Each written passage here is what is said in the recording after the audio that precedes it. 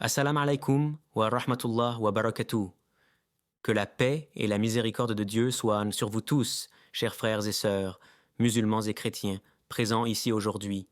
Je remercie Allah de nous permettre ce moment d'échange respectueux et fraternel. Je salue tout particulièrement le docteur Zakir Naik, que beaucoup d'entre nous connaissent pour son travail de clarification, de dialogue et de rappel basé sur le Coran et la Sunna. Je me présente brièvement.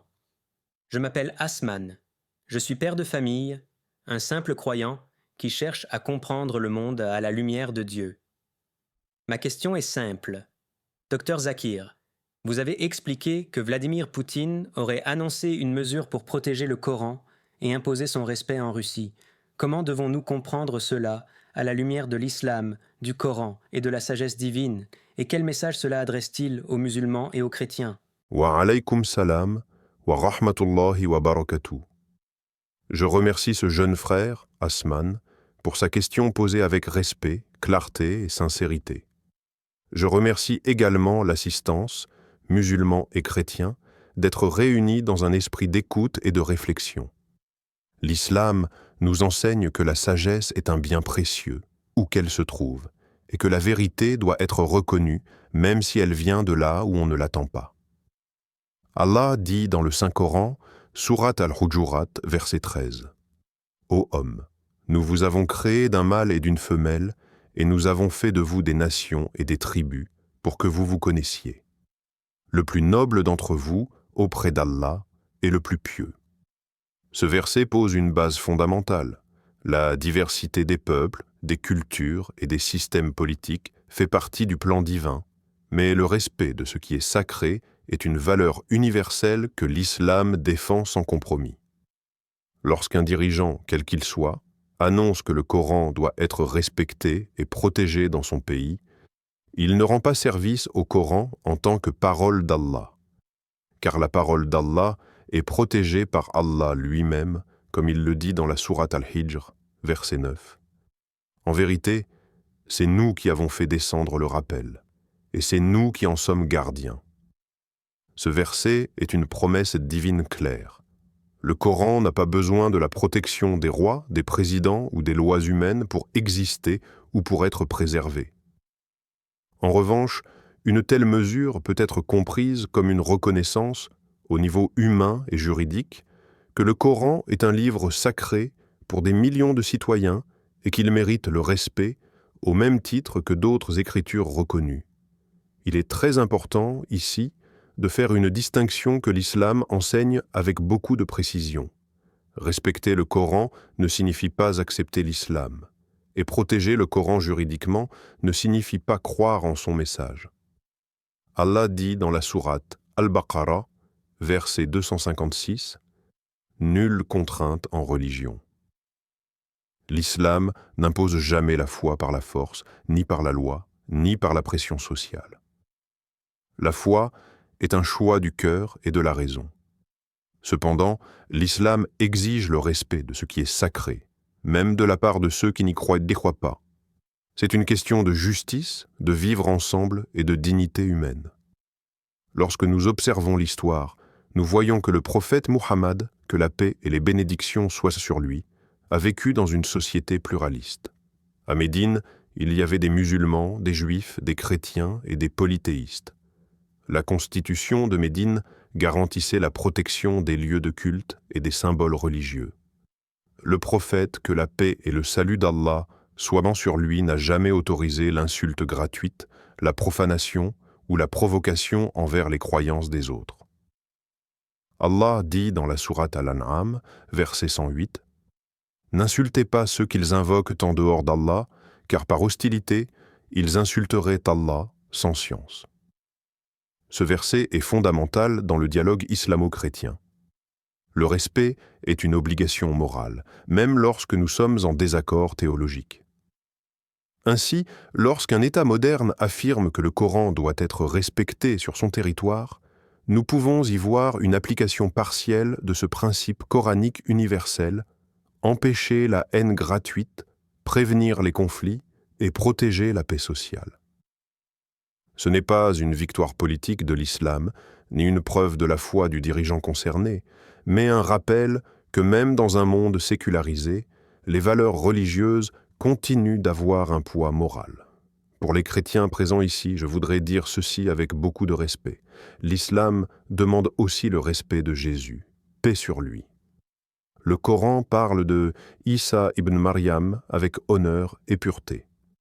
Allah dit dans la sourate Maryam, versets 30 à 32, en rapportant les paroles de Jésus enfant, « Je suis vraiment le serviteur d'Allah.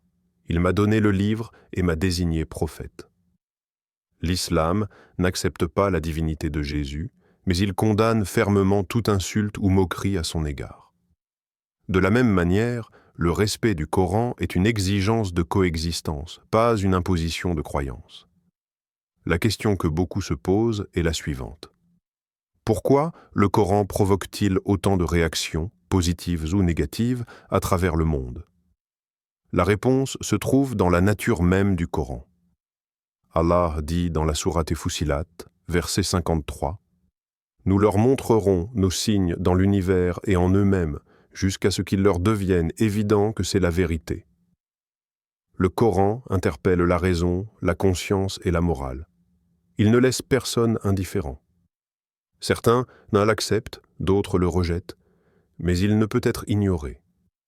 Lorsque des actes de profanation du Coran ont lieu, ils ne blessent pas Allah, mais ils révèlent l'état spirituel de ceux qui les commettent.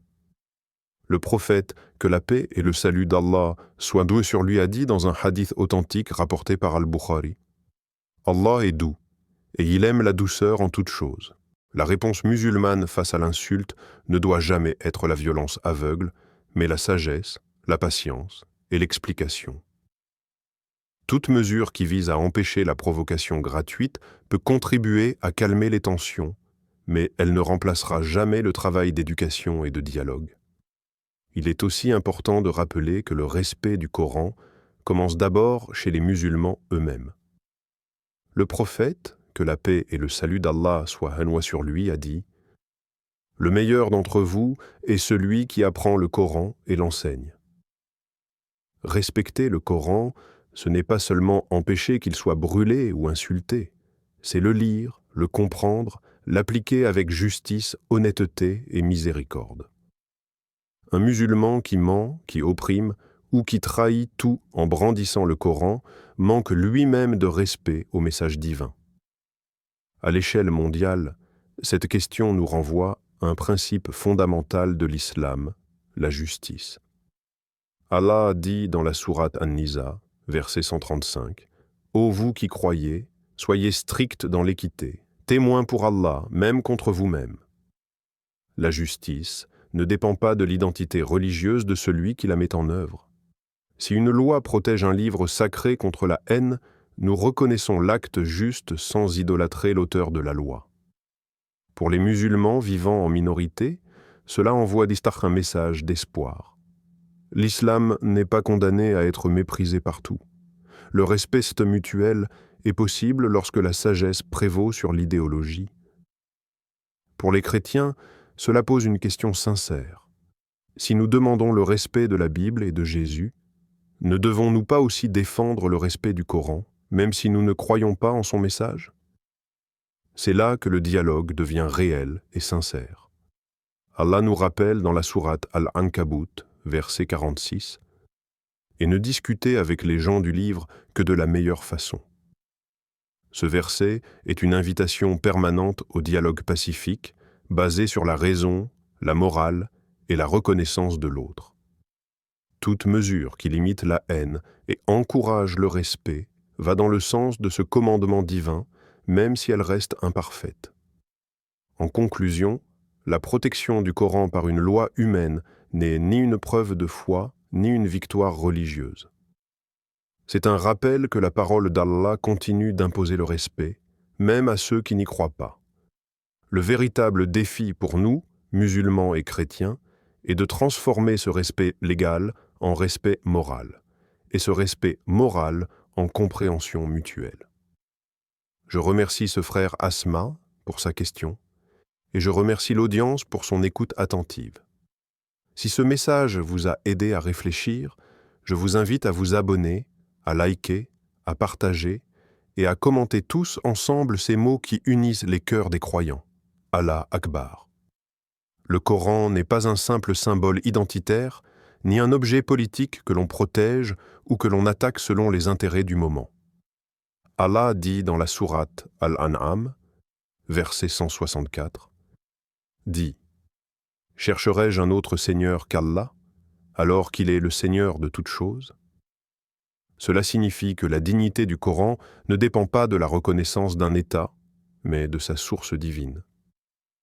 Toutefois, lorsqu'un cadre légal empêche l'humiliation publique d'un livre sacré, cela crée un espace de calme propice à la réflexion, et l'islam valorise profondément cette sagesse, car la foi naît rarement dans le tumulte et la provocation. Il faut comprendre que le Coran n'a jamais cherché à s'imposer par la contrainte. Le Coran s'impose par la force de son argumentation, par sa cohérence interne et par son appel constant à la raison humaine. Allah dit dans la sourate Yunus, verset 100, « Il n'appartient à aucune âme de croire sans la permission d'Allah. » La croyance est un acte intérieur. Ainsi, même si une loi protège le Coran contre l'insulte, elle ne peut pas forcer l'amour du Coran dans le cœur. Et c'est là une sagesse divine. Allah laisse l'homme libre, mais responsable de ses choix. Dans l'histoire islamique, nous voyons de nombreux exemples où le Coran a été respecté par des non-musulmans sans qu'ils deviennent musulmans pour autant. Lorsque les musulmans sont entrés à Jérusalem sous le califat de Umar ibn al-Khattab, les lieux saints des chrétiens furent protégés. Et en retour, les chrétiens reconnurent la dignité du Coran et de la prière musulmane. Cette coexistence n'était pas fondée sur une confusion des croyances, mais sur une reconnaissance mutuelle du sacré. Allah dit dans la sourate Al-Hajj, verset 40, qu'il protège les lieux où son nom est invoqué abondamment, qu'il s'agisse de monastères, d'églises, de synagogues ou de mosquées.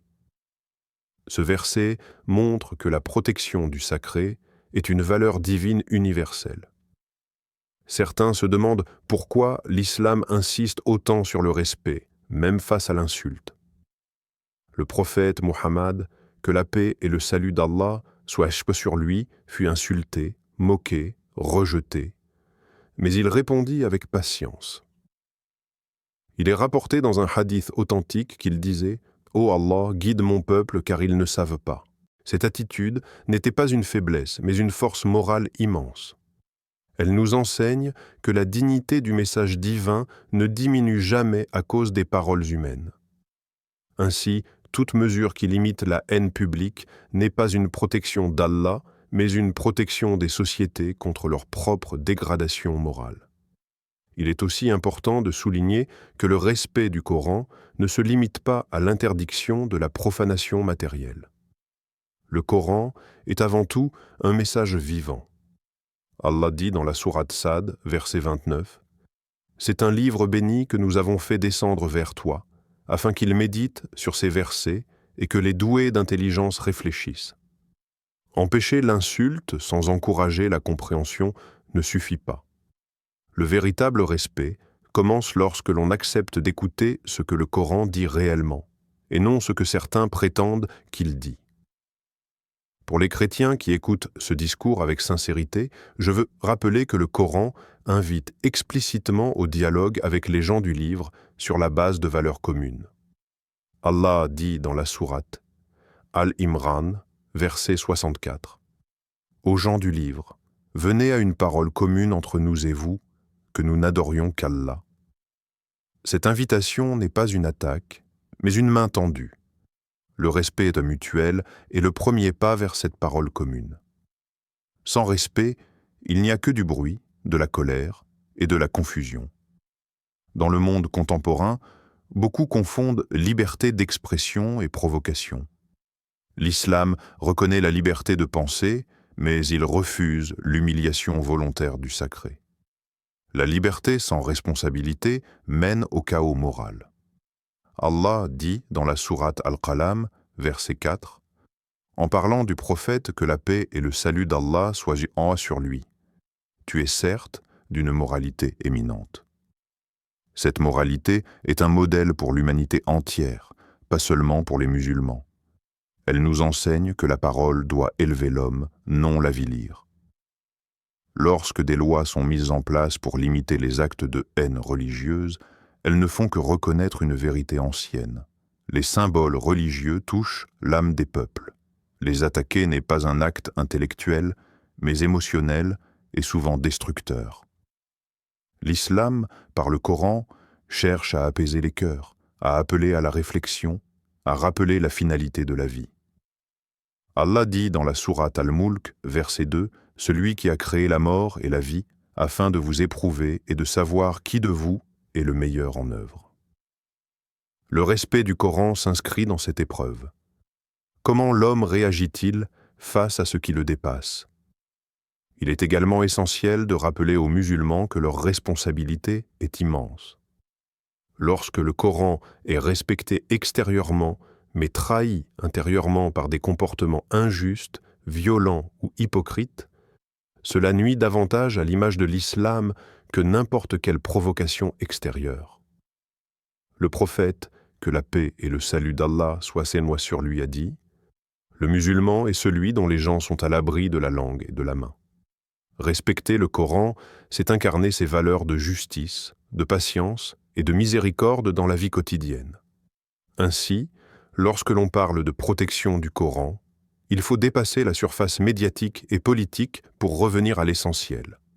Le Coran est un appel permanent à la conscience humaine.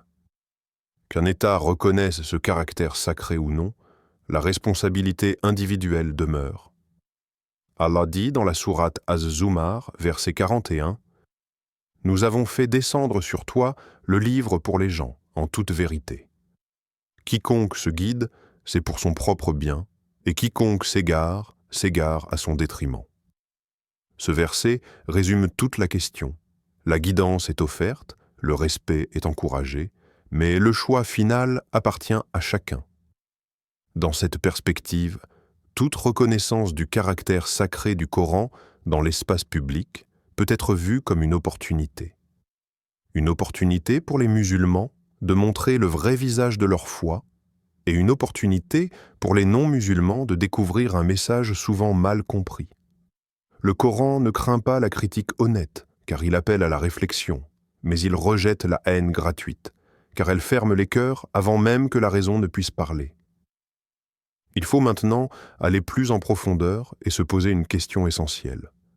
Pourquoi le Coran, plus que beaucoup d'autres textes religieux, suscite-t-il des réactions aussi fortes dans le monde contemporain? La réponse n'est pas émotionnelle, elle est rationnelle et spirituelle.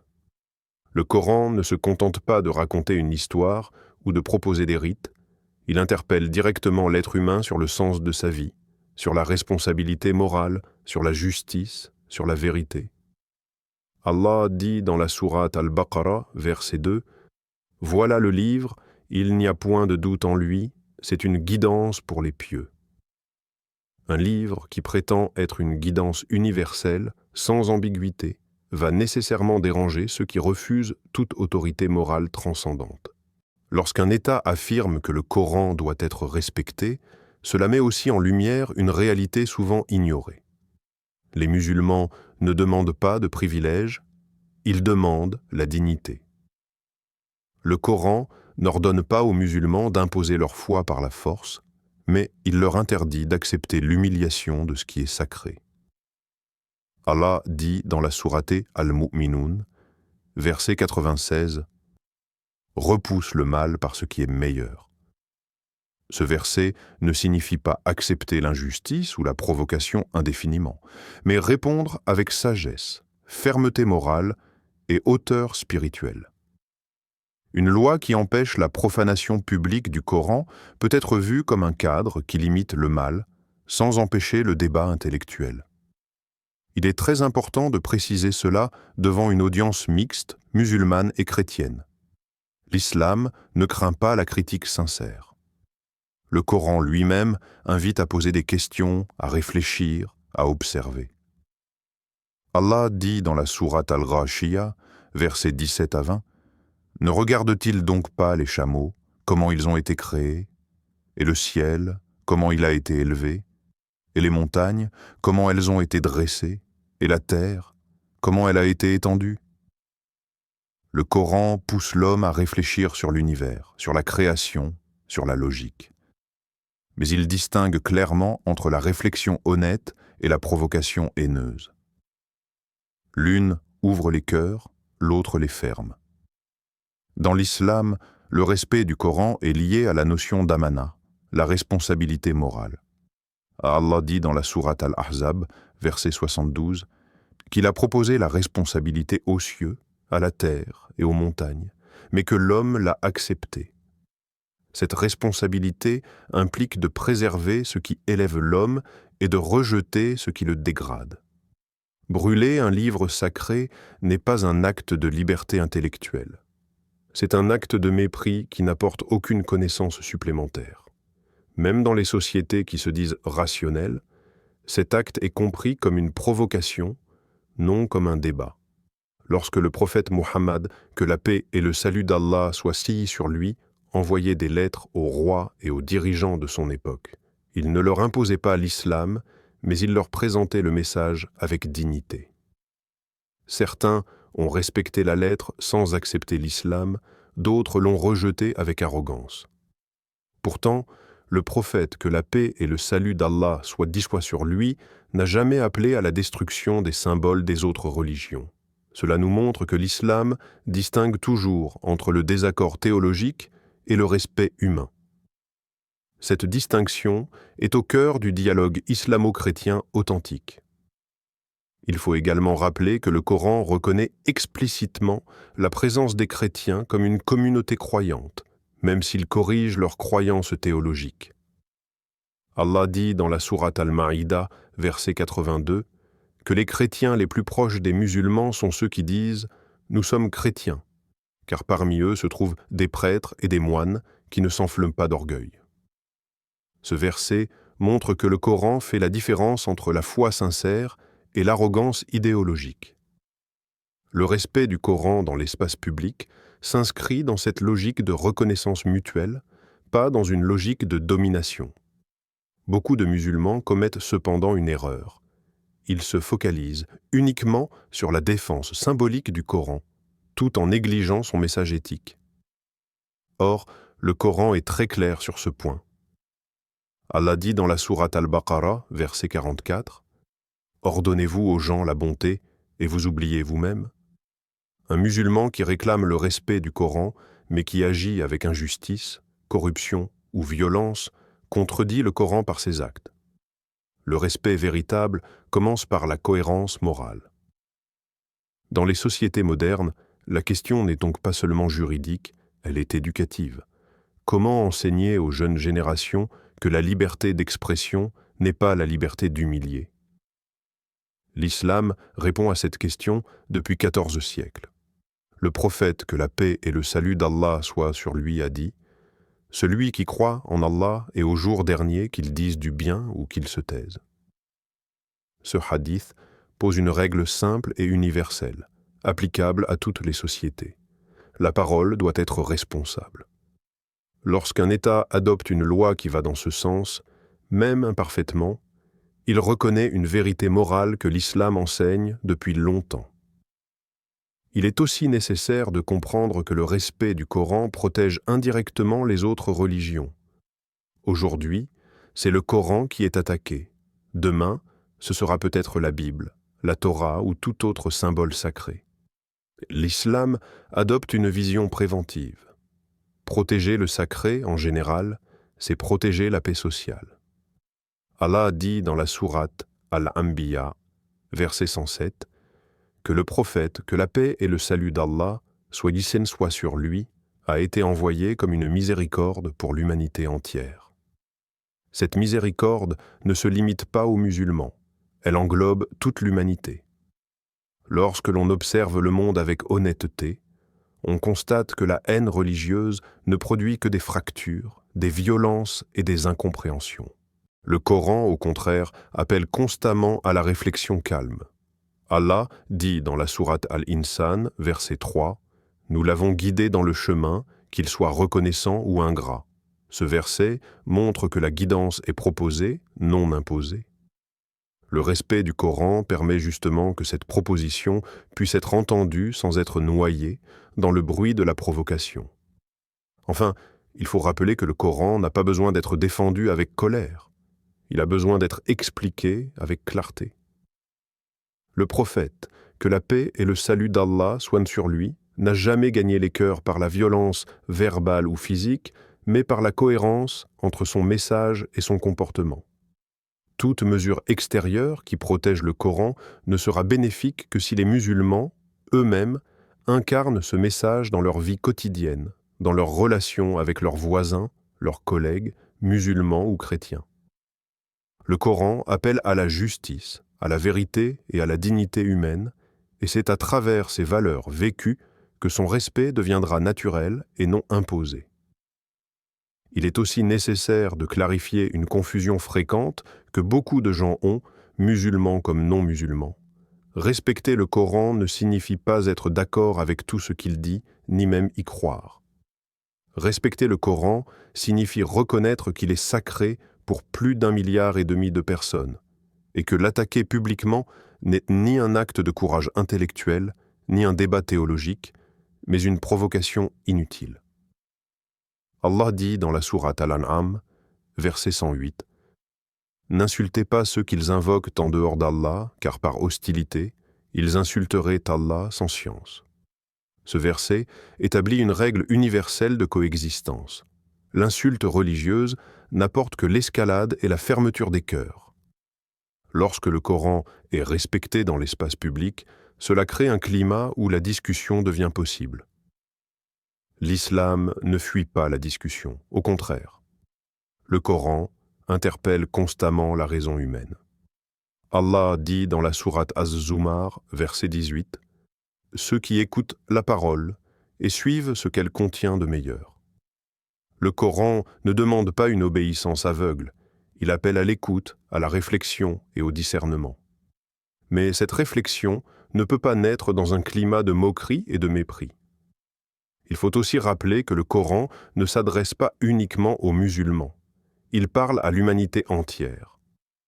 Allah dit dans la sourate Saba, verset 28, « Nous ne t'avons envoyé que comme annonciateur et avertisseur pour toute l'humanité. » Cela signifie que le message du Coran dépasse les frontières, les cultures et les systèmes politiques. Quand un non-musulman protège juridiquement le Coran contre l'insulte, il ne valide pas la théologie islamique, mais il reconnaît que ce livre a un impact profond sur la conscience humaine et sur la paix sociale. Pour les musulmans, cette situation doit être un rappel puissant de leur propre responsabilité. Le Coran ne peut pas être défendu uniquement par des lois. Il est défendu avant tout par le comportement de ceux qui s'en réclament. Allah dit dans la sourate Fussilat, verset 33, « Qui profère plus belle parole que celui qui appelle à Allah, accomplit de bonnes œuvres et dit « Je suis du nombre des musulmans » Si les musulmans réclament le respect du Coran, mais se comportent avec injustice, arrogance ou violence, ils contredisent le message même qu'ils veulent défendre. Dans le dialogue islamo-chrétien, ce point est fondamental. Le Coran demande aux musulmans de parler aux gens du livre avec sagesse et bonne exhortation. Allah dit dans la sourate An-Nahl, verset 125, « Appelle au chemin de ton Seigneur avec sagesse et belle exhortation. » La sagesse implique de reconnaître les sensibilités de l'autre tout en restant fidèle à sa propre croyance. Le respect du Coran dans l'espace public peut devenir un terrain commun où musulmans et chrétiens s'accordent sur une valeur partagée, la dignité du sacré. Il est également important de comprendre que l'islam ne glorifie pas les dirigeants ni les systèmes politiques. Le Coran glorifie uniquement Allah. Allah dit dans la sourate Al-Ikhlas, dit « Il est Allah, unique ». Toute mesure humaine est temporaire et imparfaite. Aujourd'hui, une loi peut protéger le Coran. Demain, elle peut être modifiée ou supprimée. C'est pourquoi le Coran insiste sur la transformation intérieure des individus plutôt que sur la dépendance aux structures extérieures. Le prophète Muhammad, que la paix et le salut d'Allah soient dit sur lui, a vécu dans un environnement où il n'existait aucune loi pour protéger le Coran ou sa personne. Pourtant, le message s'est répandu, non par la contrainte, mais par la vérité, la patience et la cohérence morale. Cela nous enseigne que le respect véritable ne peut pas être imposé durablement. Il naît lorsque les gens comprennent la valeur de ce qui est respecté. Toute protection légale n'est qu'un moyen temporaire pour réduire la haine, pas une finalité en soi. Ainsi, lorsque le Coran est protégé contre la profanation, cela doit être vu comme une opportunité éducative. Une opportunité de dire « lisons ce livre avant de le juger, comprenons-le avant de l'attaquer, discutons de son message plutôt que de le réduire à un symbole de conflit. » Allah dit dans la sourate Muhammad, verset 24, « Ne médite-t-il donc pas sur le Coran ?» Cette question reste ouverte, adressée à chaque être humain, croyant ou non. Et c'est dans cette méditation sincère que le respect devient naturel, profond et durable. Je tiens d'abord à remercier sincèrement le docteur Zakir Naik pour la patience avec laquelle il a écouté ma question et pour la profondeur de ses réponses. En vous écoutant, j'ai compris que le respect du Coran ne se limite pas à des réactions émotionnelles ou à des décisions politiques, mais qu'il touche à quelque chose de bien plus profond, la responsabilité morale de chaque être humain face au sacré. Votre manière d'expliquer, en vous appuyant sur le Coran et la sagesse du prophète Muhammad, que la paix et le salut d'Allah soient sur lui, m'a aidé à mieux saisir que le véritable respect commence dans le cœur, puis se manifeste dans les paroles et les actes. Vous avez aussi montré, avec clarté et calme, que l'islam ne cherche pas le conflit, mais la compréhension, et qu'il appelle musulmans et chrétiens à réfléchir ensemble, sans insulte ni provocation. Pour moi, en tant que père et en tant que croyant, ce message est très important, car il nous rappelle que ce que nous transmettons à nos enfants n'est pas seulement des opinions, mais des valeurs. Je vous remercie d'avoir éclairé ce sujet avec sagesse et équilibre, et je prie pour que beaucoup de personnes, quelle que soit leur croyance, prennent le temps d'écouter et de réfléchir à ce qui a été dit aujourd'hui. Qu'Allah te bénisse, cher professeur Dr Zakir Naik. Je te remercie, cher frère, pour tes paroles sincères et respectueuses, et je te remercie surtout pour ton écoute attentive, car le dialogue véritable commence toujours par l'écoute. Si ces paroles ont pu apporter un éclaircissement, alors toute la louange revient à Allah seul, car nous ne faisons que transmettre ce que le Coran et la Sunna nous enseignent. J'encourage chacun de ceux qui nous écoutent, musulmans comme chrétiens, à continuer à chercher la vérité avec un esprit ouvert, à poser des questions et à ne jamais se contenter de slogans ou de préjugés. Le Coran invite constamment à la réflexion, et le dialogue sincère est un moyen noble de se rapprocher de la compréhension mutuelle. J'invite donc les spectateurs à s'abonner à Parole d'Al-Islam, à aimer cette vidéo, à la partager autour d'eux et à participer activement dans les commentaires en posant des questions liées à ce script et au sujet abordé. Que cet espace reste un lieu de respect, de réflexion et de recherche sincère de la vérité, et qu'Allah guide nos cœurs vers ce qui est juste.